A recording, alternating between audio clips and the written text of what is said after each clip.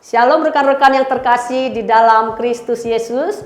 Puji nama Tuhan, ketemu lagi dengan saya Eri Aryani di program Living for Christ Indonesia. Mencintai Tuhan, berhenti menghakimi, dan menjadi berkat. Adapun program Living for Christ Indonesia ini untuk mengangkat banyak cerita para hamba Tuhan yang tentu luar biasa dipakai di ladangnya.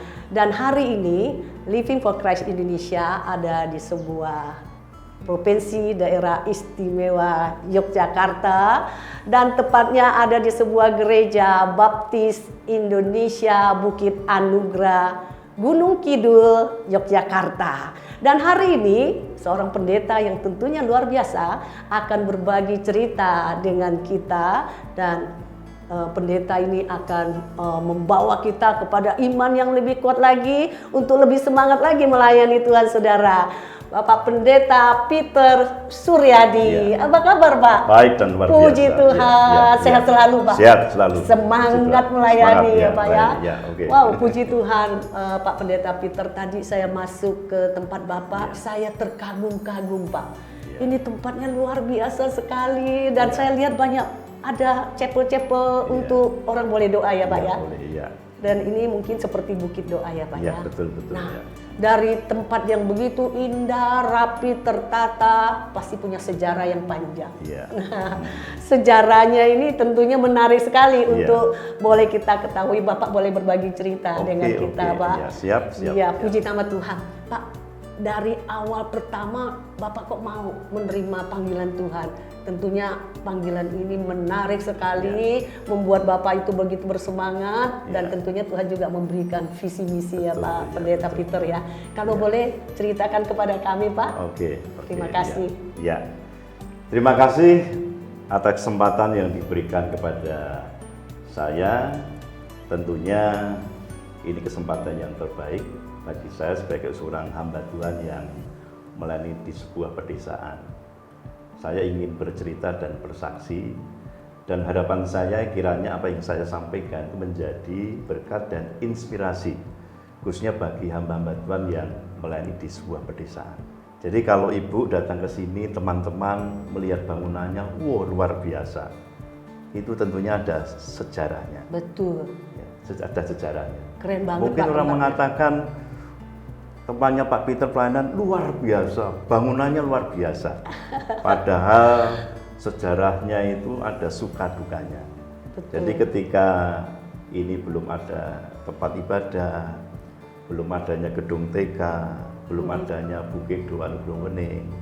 Dulu sama sekali di sini betul-betul daerah yang sangat tertinggal. Jalannya itu penuh dengan batu. Tadi kita masuk Pak. Iya. Ada tanjakan, Iya. ada turunan, turun, ya. kelak-kelok. Iya. Kita pikir, waduh, tempatnya seperti ini. Tapi begitu masuk ke dalam dan menemukan tempat ini, wow, kita kagum gitu. Betul. Luar biasa. Ya, jadi saya masuk di sini tahun 90 ya. Jadi ada panggilan mulai di sini tahun 90. Itu masih daerah yang sangat tertinggal. Artinya jalannya naik turun masih berbatu-batu. 30 tahun lebih ya Pak? Iya, 30 tahun lebih. Wow, Kemudian biasa. juga kalau hujan itu juga sangat licin ya. Dan saya ke sini ketika saya terpanggil melalui tempat ini, awal mula dengan jalan kaki selama 3 tahun. Dari bawah. Saya nggak bisa pikirin Pak, soalnya tadi waktu nanjak, turun, untung sudah ada aspal. Memang sih ada sedikit yang agak rusak. Tapi kalau 30 tahun yang lalu, saya juga nggak berani ngebayangin itu tanah merah, gunung, bukit. Betul, wah seru nih Pak dengar cerita Bapak. Iya, jadi saya jalan kaki dari Klaten tuh 3 tahun untuk sampai menuju ke tempat ini. Dulu memang ibadahnya masih di rumah, belum ada gedung gereja. Dan puji Tuhan ada anggota jemaat yang mempersembahkan tanah hibah untuk gedung gereja. Yang sekarang ini Pak? Iya, akhirnya dibangunlah sebuah gedung gereja yang Ibu bisa lihat ya.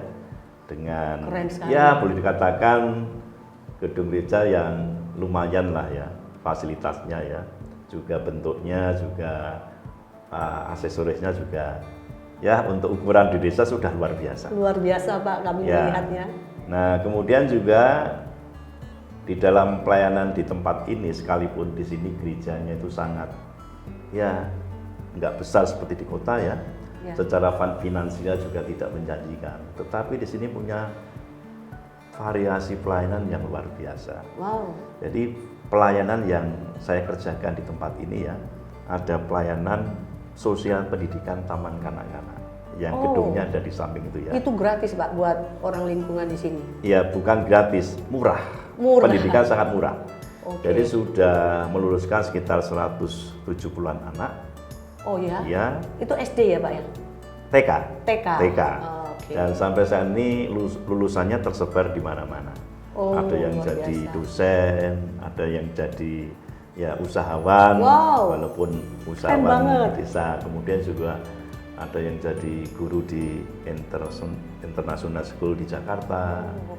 Jadi memang TK ini menjadi berkat bagi masyarakatnya untuk peningkatan SDM. Lalu juga saya juga punya pelayanan yang namanya Kasih untuk Janda. Jadi Kasih untuk Janda itu menyantuni janda-janda yang tidak mampu di Gunung Kidul 100.000 per bulan sampai seumur hidup. Wow, luar biasa ya. Jadi kita mengadakan pertemuan tiap bulan itu minggu ketiga. Jadi yang pertama yang dilakukan bagi santunan, kemudian arisan sembako gratis. Arisan sembako gratis. Jadi masing-masing janda itu akan mendapatkan sembako tapi sistemnya arisan gratis. Ganti-gantian. Luar biasa. Bahkan juga ada makan bersama ya. Ada acara perjamuan kasih. Perjamuan kasih. Dan kemudian juga ada doa syukur menurut keyakinan masing-masing. Berarti agama lain juga? Ya, karena saya di dalam menjadi berkat itu tidak memilih-milih ya. Artinya semua masyarakat berhak mendapatkan pelayanan kasih untuk janda ini. Jadi ada yang dari janda Muslim, ada yang Kristen, ada yang Katolik. Wow, luar biasa. Itu justru menyatukan. Jadi ada kerukunan ya. Kita dipersatukan di acara itu, kita bisa sharing dan sebagainya. Ada santunan yang dibagikan, ada arisan sembako yang juga dibagikan, ada makan bersama juga. Wow. Nah, mereka sangat senang, luar biasa ya. Iya, luar biasa menjadi berkat ya Pak ya. Tapi tentunya pendanaannya gimana Pak? Nah, pendanaan itu saya sendiri jadi donaturnya. Wow, Bapak diberkati, puji Tuhan. Iya, amin. Kemudian juga ada beberapa teman yang menjadi donatur. Apa Bapak punya pekerjaan sampingan selain sebagai pendeta, sebagai penata tempat ini ya dengan banyak kegiatan sosial? Apakah memang Bapak punya pekerjaan sekuler selain jadi pendeta? Ya, ada. Saya menjadi guru ya, guru ASN ya, tapi P3K. Pendidikan Agama Kristen di SMA Negeri 4 Yogyakarta. Guru Pak ya? Ya, kebetulan saya sudah pensiun pada 1 April tahun ini ya. Nah, habis pensiun ya berkarya di ladang Tuhan. Ya. Luar biasa ya Pak. Kalau udah pensiun begitu, apakah pendanaannya bisa berkurang atau bagaimana Pak? Atau memang dari jemaat di sini pun begitu mendukung program? Ya, ada jemaat pendukung, tapi juga ada teman-teman yang mendukung pelayanan ini. Jadi sekalipun saya sudah pensiun jadi guru, saya tetap yakin bahwa Tuhan mencukupi apa yang saya kerjakan. Betul, apalagi ini pekerjaan Tuhan. Iya, pekerjaan Tuhan pasti Tuhan luar akan mencukupi. Biasa. Itu kasih untuk janda. Jadi saya juga punya pelayanan yang namanya Sunem Ministry. Sunem Ministry. Janda Sunem, jadi saya ingat. Bukan, ini saya membaca perempuan yang ada di Sunem ya, itu suami istri yang memperhatikan hamba Tuhan yang bernama Nabi Elisa. Nabi Elisa kalau pelayanan ke desa kan selalu diajak makan di rumahnya, kemudian malah dibuatkan kamar di atas. Iya, di atas. Untuk istilahnya itu menginap hamba Tuhan Nabi Elisa. Itu yang menginspirasi saya untuk membuat sebuah pelayanan yang namanya Sunem Ministry.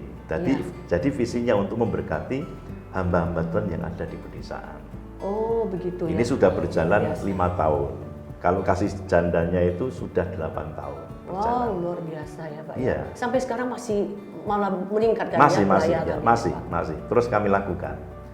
Kemudian juga kami pernah punya pelayan namanya Warung Sedekah. Banyak sekali Pak programnya. Warung jadi, Sedekah itu apa ya? Jadi kami membuka warung sedekah. Jadi masyarakat bisa makan itu dengan gratis. Makan gratis. Ya, makan Luar gratis biasa tidak ini. bayar. Menunya juga ganti-ganti, ada soto, ada opor ayam dan sebagainya.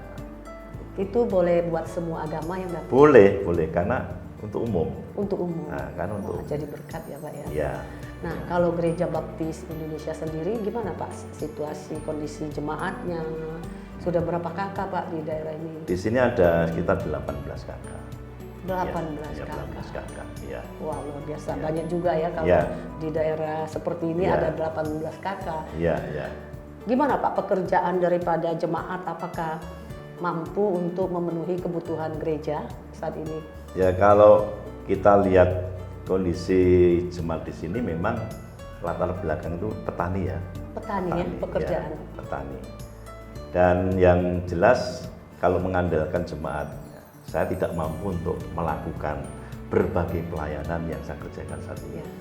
Nah, karena saya yakin bahwa pelayanan saya itu meyakinkan bagi banyak orang, sehingga ada teman-teman yang mendukung pelayanan. Luar biasa. Ya, jadi itu yang kami alami. Di samping jemaat mendukung, ada juga pihak-pihak lain Amin. yang ngerti pekerjaan Tuhan, ngerti pelayanan, akhirnya mendukung pelayanan saya, sehingga pelayanan bisa berjalan dengan Apakah lancar. pendukung, donatur yang mendukung Bapak hanya dari daerah sini, sekitar sini, atau memang ada luar kota juga? Justru luar kota. Luar kota? Banyak yang luar kota ya. Wow, Banyak luar kota. sepertinya orang luar kota nih sering juga nih datang ke sini nih Pak.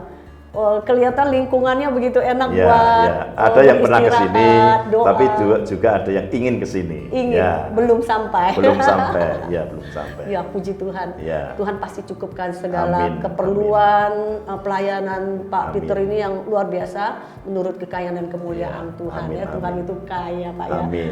Nah, pasti Tuhan kasih visi misi nih ke Bapak. Ya. Visi misi yang Tuhan kasih ke Bapak itu apa Pak? Sehingga itulah yang mendorong Bapak itu punya tujuan jelas gitu. Ya. Melakukan program ini, itu. Iya, yang jelas saya pribadi punya visi ya. Dan visi ini saya mantapkan ketika saya Holy Land di Israel. Saya naik ke Gunung Sinai, Ya. saya berdoa kepada Tuhan dengan keyakinan yang luar biasa. Saya tidak minta apa-apa kepada Tuhan ketika di atas Ya, ada Gunung Gunung Sinai. Sinai Mesir. Saya minta hanya Tuhan, saya ingin hidup saya menjadi berkat bagi orang lain. Amin. Itu visi saya.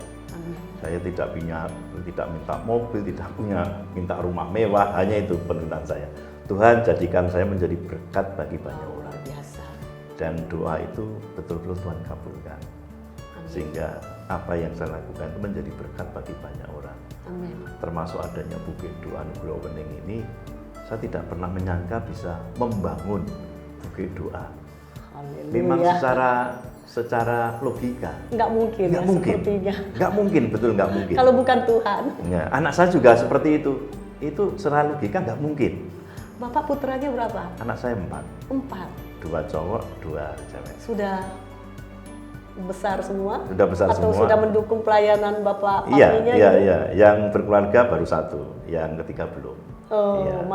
masih kuliah, masih pendidikan? Sudah kerja semua. Kerja sudah semua? kerja semua. Wow, Iya, ini sudah tentu kerja semua. anak-anak mendukung ya Pak ya? Iya, mendukung. Ya, jadi saat ini Haleluya. sudah 30 tahun pelayanan di sini.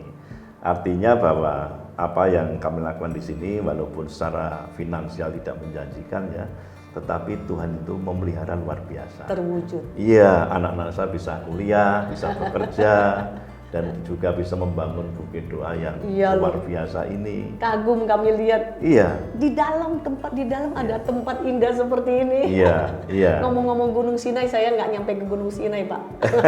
Saking dingin saya di Iya. bukit Iya. di bawah di hotel jadi nggak Iya. naik. Iya, Puji iya. Tuhan, pasti Iya. Tuhan sudah tetapkan visi misi di mana Iya. Bapak betul-betul Betul. menjadi berkat buat Iya. bagi banyak orang. Nah Pak, tentunya dengan anak-anak mendukung pelayanan Bapak, Iya. istri juga begitu Iya, semangat, iya, pasti Bapak mengalami mukjizat. iya. Nah, mukjizat apa yang Bapak bisa ceritakan? Ada satu pengalaman dengan Iya. Tuhan yang mungkin hari ini bisa memberkati kita, Oh Pak. ya, ya memang kalau saya bercerita itu mujizatnya itu banyak sekali. Tetapi ada satu hal yang perlu saya ceritakan. Nah, dulu di sini itu kekurangan air. Hmm. Saya berjuang untuk kebutuhan air itu selama kurang lebih ya sekitar 25 tahun. Kita tahu bahwa di gunung itu terkenal kalau musim kemarau itu sungguh-sungguh krisis air bersih. Krisis air bersih. Nah, mungkin juga Tuhan tahu perjuangan saya untuk mendapatkan air ya. Karena memang begitu penting air untuk kehidupan. Dan saya pun juga di sini kalau kekurangan air itu harus beli tangki air ya. Setahun bisa 15 tangki untuk kebutuhan gereja, kebutuhan keluarga. Kendala pelayanan itu pasokan air ya? Iya, pasokan air. Nah, ceritanya ketika saya dan jemaat merenovasi gedung gereja. Dulu kan bentuknya agak kurang bagus, ya. Sekarang jadi bagus. Nah, saya dengan jemaat pesan kepada anggota jemaat, rumah Tuhan harus lebih bagus daripada rumah kita. Amin. Ini prinsip yang harus saya tekankan kepada jemaat. Betul, seperti kita kalau rumah kita bagus, tempat ibadah jelek, wah kita ini bisa salah pada Tuhan. Ya, ya, saya ingat karena saya membaca kitab Hagai kan seperti ya, itu. Ya. Seharusnya. Ketika bangsa Israel tidak memperhatikan tempat ibadah, ya, mereka panen tapi sepertinya kok bolong ya, tidak bisa menikmati. Betul. Saya nggak mau seperti itu. Ya. Nah, jadi rumah Tuhan harus menjadi nomor satu. Amin. Untuk diperbaiki daripada rumah kita. Amin. Nah, dari situ ada suatu peristiwa yang luar biasa. Di sini ketika ada puncak kekeringan, saya telepon dengan teman saya yang dulu dosen di STTII, namanya Pak Kim ya, dia seorang hamba Tuhan, yang pendeta yang pernah melayani di Amerika. Saya cerita, Pak Kim, bagaimana bisa bantu enggak? Kalau bisa membantu tangki air di Gunung Kidul, karena betul-betul kami sedang krisis air bersih. Ya kalau bisa membangun sumur bor itu lebih bagus.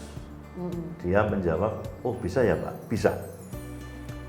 Seminggu kemudian dia cerita kepada jemaatnya waktu di Amerika ya, mantan jemaatnya cerita kalau saya punya pergumulan tentang air, langsung Tuhan menggerakkan mantan jemaatnya Pak Kim ini untuk membantu pendanaan.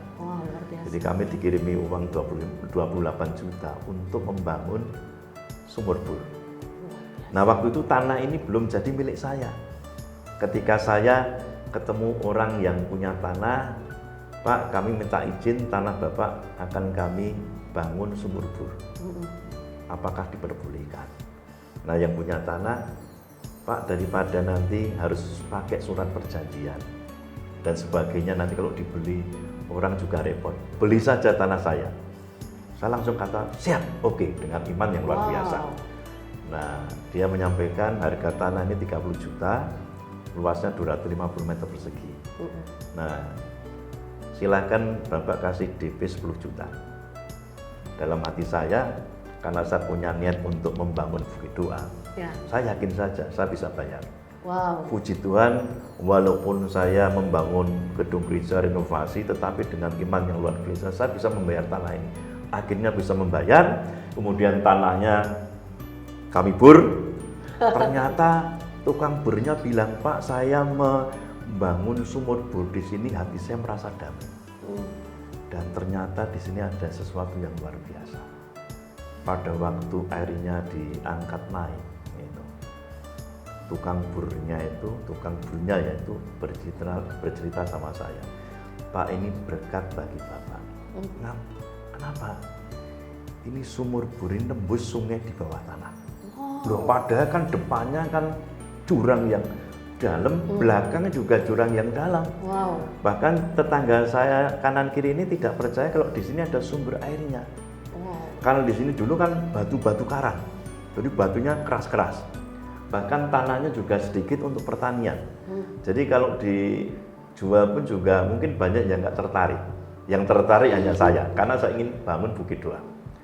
Nah, ternyata ketika saya sudah melunasi tanah itu, kemudian dibor, ternyata airnya melimpah ruah. Luar biasa, pasti Tuhan yang sediakan sumbernya dari Tuhan. Terus akhirnya pada tanggal 30 Juni tahun 2022 ya, kami mulai peletakan batu pertama untuk membangun Bukit Doa ini dengan iman yang luar biasa.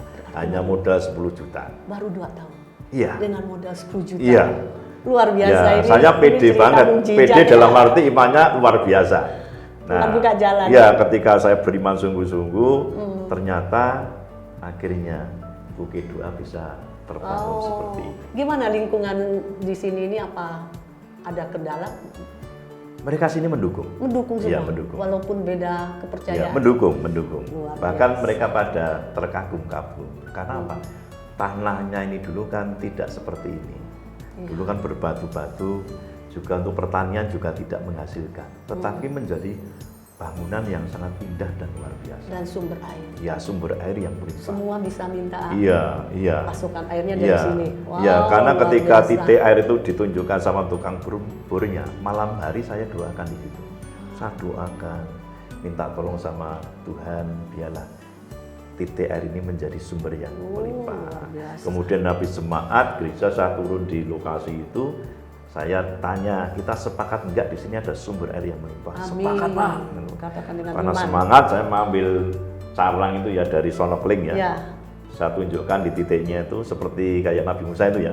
Yes. Saya berdoa kepada Tuhan Yesus, biarlah tempat ini menjadi sumber air yang melimpah. Wow. Ternyata terbukti setelah dibor airnya melimpah bahkan sampai nembus sungai di bawah tanah. Haleluya. Dan itu menjadi berkat bagi keluarga, gereja dan juga lingkungan gereja karena dia menikmati air bersih itu. Iman. Iman. Luar biasa. Wow, kami sangat diberkati Pak dengan Iya. cerita iman dari Pak Iya. Peter. Nah, Pak Peter, ini sekarang ceritanya sudah keren sekali. Iya. Kerinduan Bapak yang paling dalam. Harapan kedepannya apa Ya, Pak? harapan kedepannya dengan adanya gedung gereja dan Bukit Dua ini, saya punya visi. Biarlah melalui Bukit Dua ini bisa menyatukan umat Kristen dari berbagai denominasi untuk bersatu di dalam doa. Amin. Ya. Amin. Nah, harapan saya juga melalui Bukit Dua ini kami akan mengajak ya orang-orang Kristen di kota untuk datang ke sini, berdoa dengan kami, berretreat. Kemudian saya ajak mission trip untuk Sudah pernah retreat di sini Pak? Sudah pernah.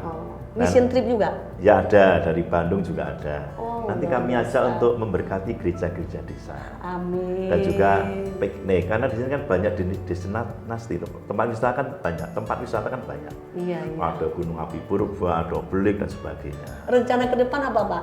Proyek apa lagi yang Bapak mau bangun? Oh ya, ini rencana kami ingin membangun homestay ya, tempat penginapan. Khusus untuk hamba Tuhan atau Untuk pendoa-pendoa. pendoa-pendoa? Wow, ini Ya. saudara, homestay buat para hamba Tuhan. Ya, Ini ya. proyek yang perlu didukung, Ya, saudara. ya. Karena saya melihat kerja Pak Peter Ya. Suryadi ini, Pak Pendeta ini luar biasa. Masuk ke dalam tapi menemukan satu tempat yang indah. Ya. Terima kasih Pak Ya. Peter. Ya. Tuhan Yesus pakai Sama-sama. lebih dahsyat lagi. Ya, sama-sama. Semua proyek ke depan Amin, jadi amin, semuanya amin, sukses amin, untuk ya. kemuliaan Ya, Tuhan. amin. Amin. Ya, Tuhan berkati. Terima kasih Pak Ya, sudah berbagi sama-sama. cerita dengan kami. Ya. Saudara, kita sudah dengar banyak cerita dari Bapak Pendeta Peter Suryadi. Tentunya saudara pasti akan tergerak untuk mendukung proyek yang luar biasa ini, saudara. Jikalau saudara memang sudah digerakkan Tuhan untuk mendukung proyek ini, saudara bisa lihat ada rekening dari Bapak Pendeta Suryadi, Bapak Pendeta Peter Suryadi. Saudara boleh transfer persembahan kasih saudara ke rekening daripada Bapak Pendeta. Biarkan semua apa yang saudara lakukan, persembahan kasih apapun yang saudara lakukan, pasti Tuhan balas dengan kelimpahan. Amin saudara. Demikian cerita hari ini. Tuhan Yesus memberkati. Sampai ketemu lagi dengan program Living for Christ Indonesia selanjutnya. Shalom.